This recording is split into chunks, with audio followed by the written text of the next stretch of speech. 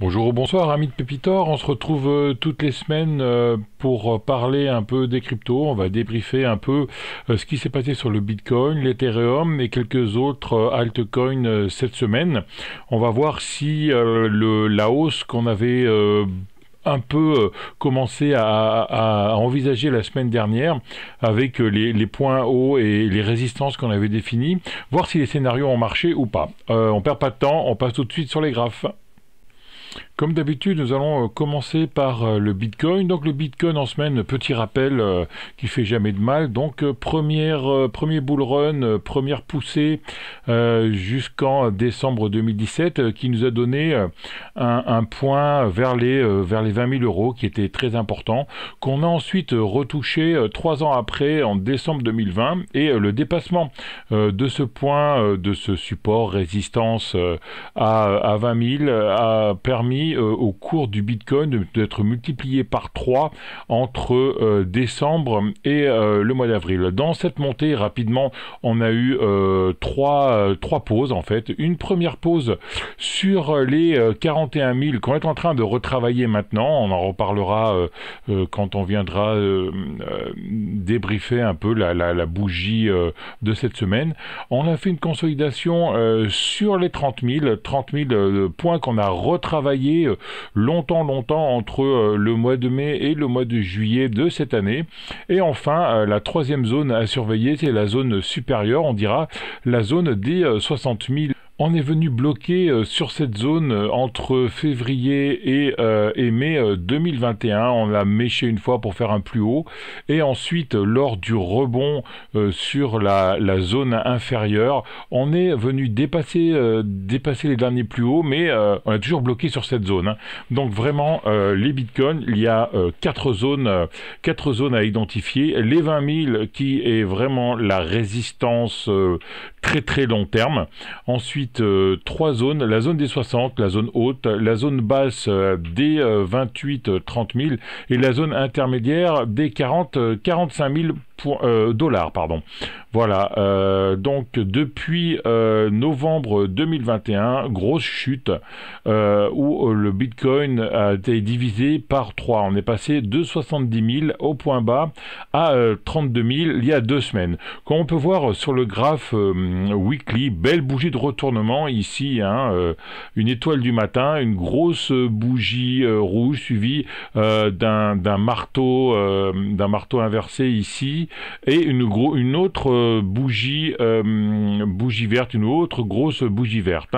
On voit qu'on est venu bloquer sur la M7 et que cette semaine on est en train de faire un marteau, un doji avec une grosse mèche supérieure et pas de corps du tout. Donc c'est carrément une pierre tombale. Donc la bougie se ferme ce soir, mais apparemment c'est une très très très grosse bougie de retournement. Faites attention, bougie de retournement sur une zone support résistance, c'est vraiment très dangereux, donc à surveiller.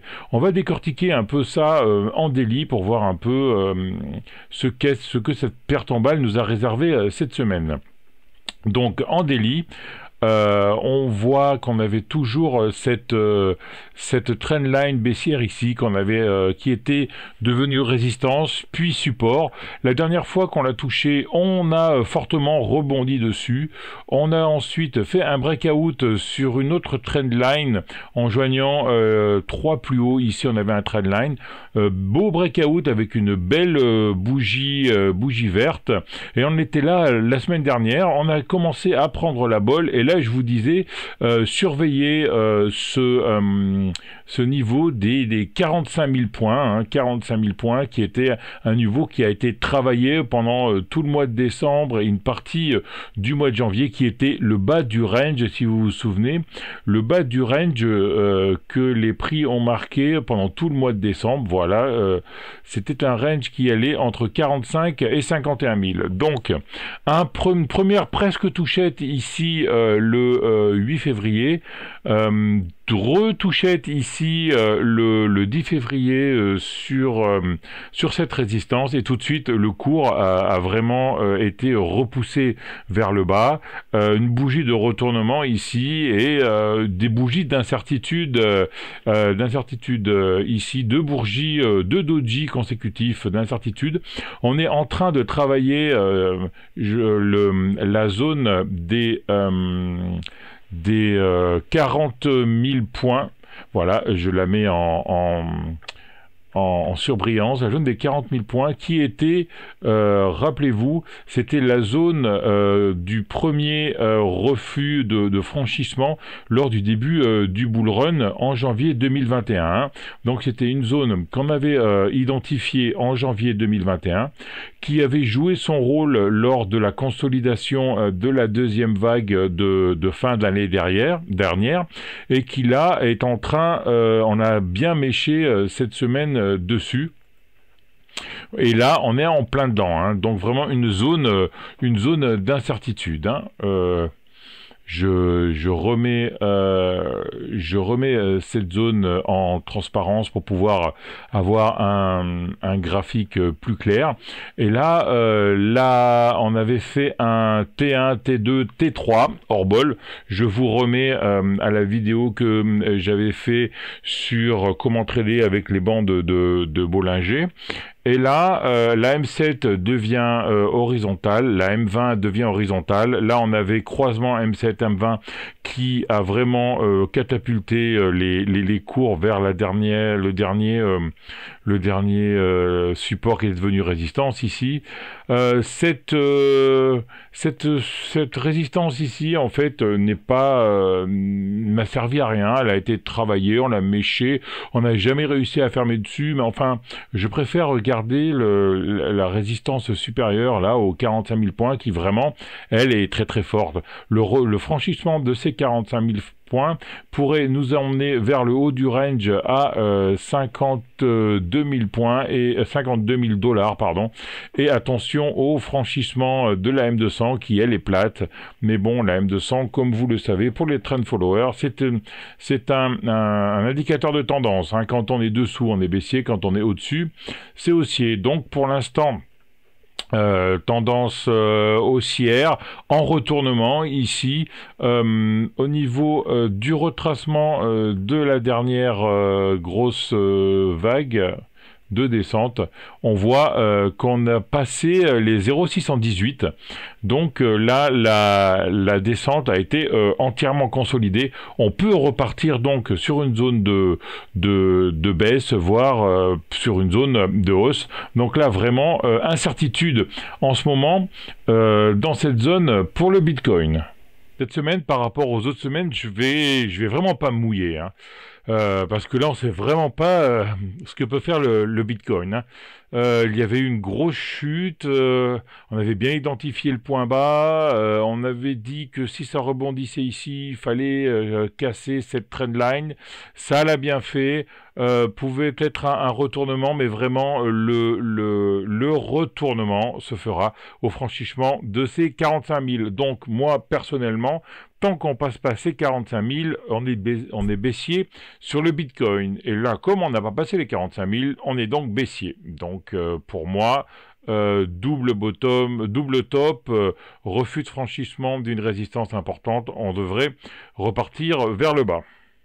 L'Ethereum maintenant en weekly, pareil, premier bull run janvier 2018 qui nous a permis d'identifier un point haut, donc une résistance qui est devenue support après le franchissement et le début du bull run en février 2021. Et pareil, dans la hausse et la consolidation suivante, on a identifié deux niveaux, hein. Le premier niveau vers les 2000 $ et le deuxième niveau vers les 3000 $. On a eu un gros run ici avec on a dépassé les plus hauts, un nouveau plus haut et là une grosse chute comme le Bitcoin depuis novembre 2021. Pareil, bébé étoile du matin ici, hein, grosse bougie, petite bougie de retournement avec grosse mèche basse et petit corps, c'est-à-dire que les vendeurs avaient la main pour amener les cours encore plus bas. On est devenu travailler cette zone des 2100 $ et à la fin de la semaine, les acheteurs ont repris la main. Donc bougie de retournement qu'on doit lire avec la bougie antérieure et la bougie extérieure. Hein. Grosse bougie de un marteau inversé et une autre bougie. Ça, c'est 3 chandeliers qui donnent un retournement. Et cette semaine, on voit qu'on est en train de travailler cette deuxième zone. Travailler cette deuxième zone avec une bougie rouge et une mèche supérieure. Donc, en fait, les chandeliers, il faut les prendre comme... il faut comprendre ce que fait le marché sur un chandelier. C'est-à-dire, par exemple, si on a une grosse bougie rouge ou une grosse bougie verte, ça veut dire que les acheteurs, dans le cas de la bougie verte, et les vendeurs, dans le cas de la bougie rouge, ont pris la main du début à la fin et cela montre une continuation de la tendance. Et après, quand on a une mèche, ça veut dire que les acheteurs ou les vendeurs ont perdu la main, donc retournement. Dans ce cas, on a une mèche basse. Une mèche basse, ce sont les vendeurs qui ont perdu la main, car les vendeurs sont allés chercher les prix bas et les acheteurs sont rentrés et ont réussi à remonter le prix à un niveau de l'ouverture. Donc bougie de retournement. Bien évidemment, cette bougie où les acheteurs reprennent la main, il faut qu'elle soit en fin de tendance baissière, c'est-à-dire en fin de tendance où les vendeurs ont la main. Voilà, et ici, c'est ce qu'on voit cette semaine, bougie rouge, donc les acheteurs ont pris la main une partie de la semaine, et les vendeurs ensuite ont repris la main pour revenir travailler cette deuxième zone qu'on avait identifiée des 3000 $, et bloqué également par la M7. Donc M7 toujours descendante. On est venu bloquer dessus. On n'a pas réussi à fermer la semaine dessus cette M7. Au niveau des retracements de Fibonacci en hebdo, on prend le plus haut, le plus bas, et on voit qu'on fait un premier retracement à 38,2%. Donc cette baisse est à peine consolidée actuellement, mais on a une première consolidation. Normalement, je vous rappelle que les cryptos aiment bien consolider à 50%, donc à suivre. Hein. En daily, maintenant, que se passe-t-il? En daily, on est toujours sur ce canal baissier. On faisait du bord à bord depuis le mois de novembre 2021. La semaine dernière, on a tenté une sortie ici.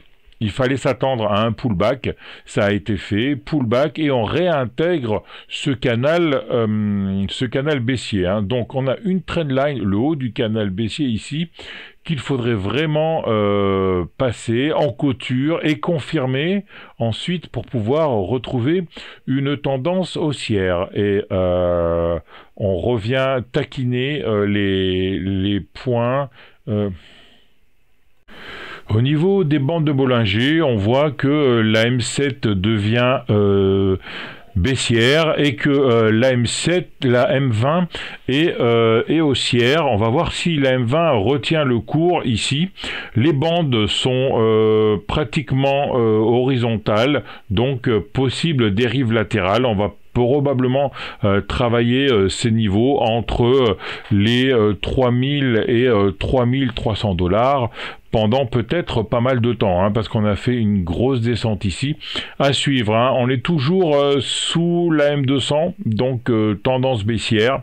On a pas mal de supports encore, mais on a quand même fait une magnifique hausse depuis les plus bas, hein, entre fin janvier et mi-février, donc c'est-à-dire en 2 semaines, on a pris 52%. sur l'Ethereum. Donc vous voyez, les cryptos, ça fluctue beaucoup. On va passer sur le Solana maintenant. Le Solana qui ressemble pas mal à l'Ethereum, hein, donc canal baissier, tendance baissière depuis début novembre également. On a cassé la M200 début janvier ici avec une accélération. On a travaillé le bas de canal et grosse reprise ici. Signal d'achat, croisement M7, M20. Mais on n'a pas réussi à prendre la bolle ici. Hein. Donc la loi de dos, on fait des hauts de plus en plus bas. Hein. Un plus haut 6 novembre, un autre plus haut le 2 décembre, un autre plus haut le 27 décembre, et à chaque fois ces plus hauts sont plus bas que les plus hauts antérieurs, hein. Donc 1, 2, 3, un autre plus haut plus bas, un autre plus haut plus bas que celui d'avant, et un autre plus bas que celui d'avant. Donc on est toujours en tendance baissière. Pareil pour les plus bas, on fait des plus bas de plus en plus bas. Donc il faudra voir où va aller s'arrêter ce cours ici. On a un support qui est le dernier plus bas du mois de fin janvier de cette année à 80 dollars. Donc on va voir ce qui se passe. Et là, on s'aperçoit que les bandes de Bollinger se resserrent. Elles seront très resserrées pour des cryptos. Donc, je vous rappelle, je vous renvoie à la vidéo que j'avais fait sur les bandes de Bollinger. On rentre en phase 4 des bandes de Bollinger, c'est-à-dire une phase de peu de volatilité. Quand on est dans cette phase de peu de volatilité, on peut faire du bord à bord. Donc, on peut dire qu'ici, on aura une dérive latérale. Hein. En fait, là, on a repris, mais on est vraiment en dérive latérale depuis début janvier. Là, hein. Un range qui commence à se dessiner. D'ailleurs, je vais le matérialiser ici. Voilà. On commence à ranger ici. Les bandes de Bollinger nous confirment qu'on range parce qu'elles sont horizontales, donc du bord à bord. Il faudra attendre la phase 1, c'est-à-dire quand les prix prendront ces bols, que ce soit dans un sens ou dans l'autre, pour voir vraiment rentrer en tendance. Au niveau des retracements de Fibonacci, si on prend la dernière grosse vague de baisse qui est ici, voilà, on voit qu'on n'a pas encore retracé cette chute. Hein. Donc, on va prendre la dernière pour voir ce que ça dit. Et là, on voit qu'on a fait 50%. Hein. Mais c'est vraiment la dernière vague. Je préfère prendre cette vague ici, et on voit qu'on n'a vraiment pas consolidé. Hein. Donc on est encore en tendance baissière sur le Solana. On a eu le petit rebond qui était suivi qui a suivi le Bitcoin. Mais bon, on va voir. On attend pas mal de news sur le Solana avec une mise à jour. Je vous rappelle que le Solana a eu des problèmes de hack le mois dernier. Donc c'est peut-être pour ça qu'il a peut-être pas aussi bien rebondi que son grand frère sur l'autre blockchain, le Bitcoin. Le Luna maintenant, donc le Luna qui était passé lors de l'ouverture de son nouvel AMM Astroport, qui avait doublé son cours entre le 15 décembre et le 27 décembre, donc en 15 jours. Était passé de 50 à 100 dollars, et depuis ça a été la chute, une chute faite en 3 mouvements. Petit premier mouvement, petite consolidation, deuxième mouvement, reconsolidation ici, on était presque revenu chercher la consolidation du premier mouvement, et enfin le dernier gros mouvement là avec l'AM7 qui était vraiment vertical, et le cours est venu chercher l'AM200. Donc à remarquer que le Luna par rapport aux autres est encore haussier, car on est au-dessus de cette fameuse M200, qui nous donne la polarité de la tendance. Hein. On est au-dessus de la M200 haussier, on est en dessous de la M200 baissier. On a rebondi sur la M200, cassé la M7, et on est revenu rechercher la M20. Et là, qu'est-ce qu'on voit se dessiner? Une de mes, si vous me suivez régulièrement, c'est une une de mes figures favorites, non-croisement baissier. C'est-à-dire, on a consolidé cette descente, on est venu chercher la M20, la M7 est venue converger vers la M20, refus de croisement, et là, normalement, on devrait descendre et on devrait casser les derniers plus bas qu'on avait fait lors du mouvement d'avant. Donc, on devrait casser les 43. À surveiller, hein, on a une probabilité de 70% pour faire ça. Donc à suivre, hein, éviter de rentrer en position ici. Donc pour moi ici on est entre deux eaux, hein. Donc on a le plus bas ici à 44 et le plus haut ici à 60. Pareil comme pour les autres altcoins ou les autres cryptos, on finit ici une phase 3, on n'est pas encore en phase 4. Convergence des bols sup et des bols inf. Donc on va probablement ici faire une dérive latérale sur les bandes de Bollinger, à moins qu'on casse la bolle inférieure ici par ce non-croisement baissier. Au niveau des retracements de Fibonacci, je vais prendre le dernier plus haut, le dernier plus bas, et on voit que là, oui, on a complètement au point près, on a consolidé cette descente à 38,2%. Donc on consolide la descente, on vient se bloquer sur les 38,2%, non croisement baissier, la M200 en support, à voir qui va gagner, mais pour l'instant, même si on est au-dessus de la M200, moi je privilégierais ce non croisement qui est vraiment quelque chose de quand même très très fort. Le DOT maintenant, donc le DOT avec le plus haut des 55 $ qui correspondait à l'ouverture des enchères sur la blockchain Polkadot. On n'a pas arrêté de descendre depuis, on est venu rechercher une résistance, un support du mois d'août 2021 à 23 $ qui nous a fait faire un petit rebond qu'on a travaillé comme le Bitcoin, où on était en range pendant tout le mois de décembre, une partie du mois de janvier, qu'on a cassé par le bas. On est venu rechercher un niveau inférieur également ici. Un petit rebond, mais un petit rebond timide. On n'a pas réussi à casser cette trendline baissière, alors que sur le Bitcoin, si vous vous souvenez au début de l'émission, on avait cassé cette trendline. Donc là, on a beaucoup moins de force que le Bitcoin. Petit croisement haussier ici, timide. La M7 qui était haussière, mais pas trop. On est venu bloquer sur cette trendline, sur cette résistance oblique baissière ici, et là M7 descendante, M20 horizontale, et comme sur le Solana, les bandes de Bollinger qui sont horizontales. Donc on revient en phase 4, dérive latérale à attendre ici.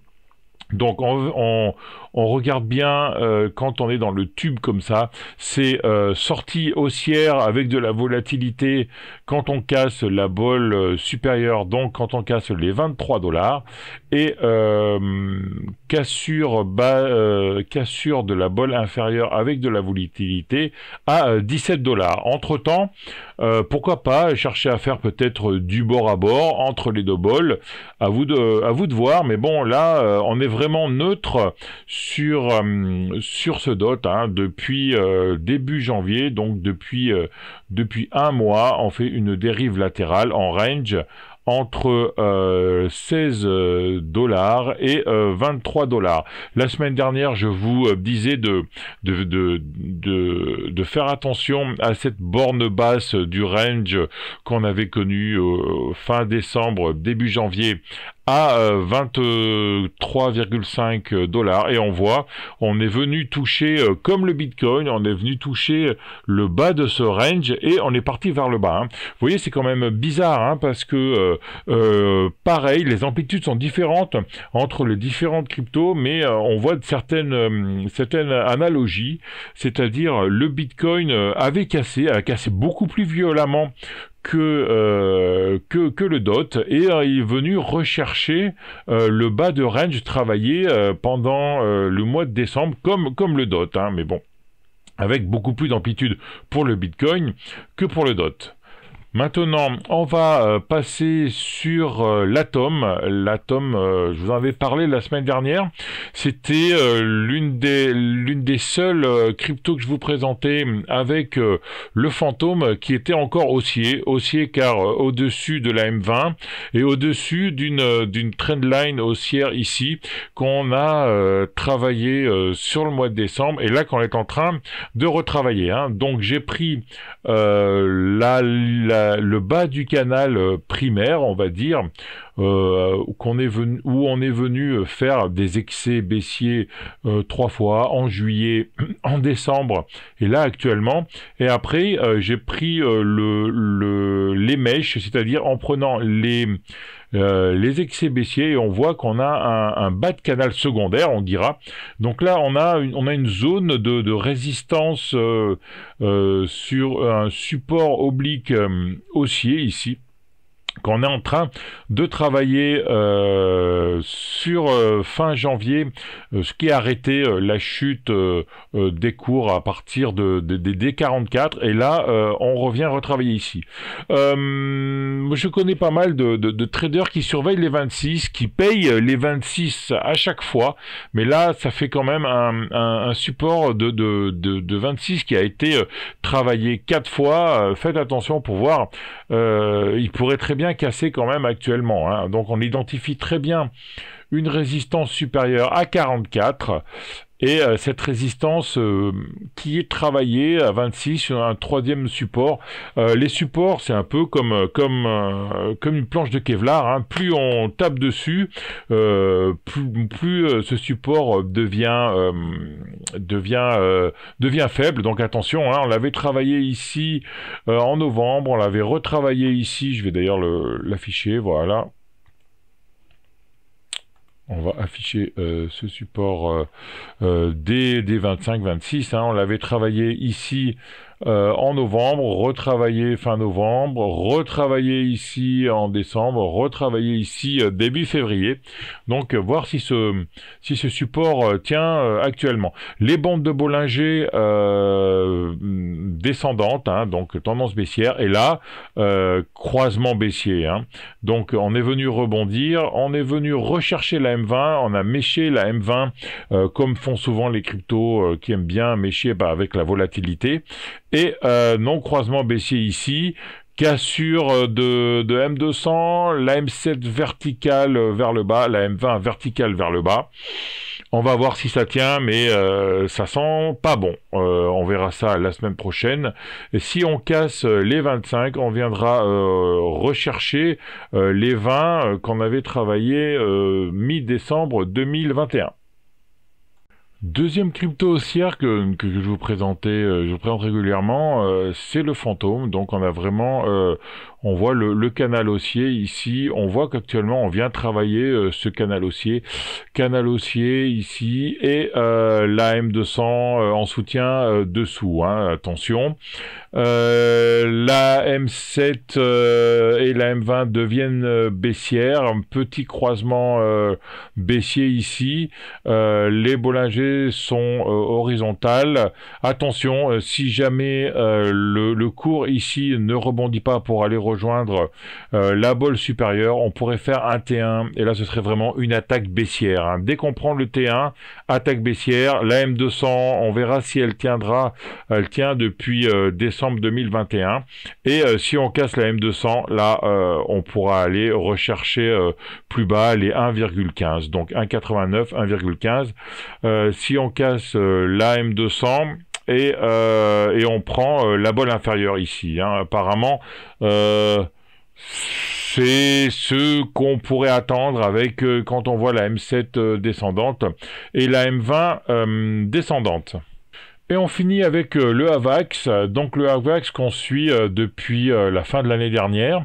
On a toujours cette trendline là qui rejoint les plus hauts historiques de novembre 2021, décembre 2021, ensuite travailler une troisième fois début janvier et on voit que là ça a arrêté les cours suite au rebond, je vais appeler le rebond du Bitcoin hein, parce qu'en fait toutes toutes les cryptos ont suivi le Bitcoin, et dans ce cas, dans le cas de la VAX, c'était la M200 qui avait joué son rôle. Même on l'avait travaillé ici pendant une dizaine de jours, et on est venu rechercher cette trendline baissière. Grosse attaque baissière au contact ici avec une bougie rouge. On revient travailler un support qui date de septembre 2021, travaillé en septembre, travaillé pas mal ici sur le mois de décembre. Et on est actuellement un peu comme le Bitcoin sur un support moyen terme, on va dire. La M7 horizontale, la M20 horizontale et la M200 toujours en support. On va voir si on arrive à rebondir encore une xème fois sur cette M200 pour garder la tendance haussière. Mais après, il faudra quand même penser à dépasser cette trendline baissière ici pour pouvoir retrouver des nouveaux plus haut. Voilà donc les amis de YouTrading, c'était 10 de Pépitor. Voilà ce que je pouvais proposer un peu cette semaine sur les cryptos. Donc on a retouché un point haut sur le Bitcoin et sur certaines altcoins, sauf l'aileron, le e-gold. On va voir ce que ça donne cette semaine. Des niveaux importants sont en train d'être travaillés. Soyez prudents, faites attention car les cryptos c'est très volatile. Et comme d'habitude, si vous avez aimé, mettez un pouce bleu. Laissez vos commentaires, abonnez-vous à la chaîne et à la semaine prochaine. Ciao à tous.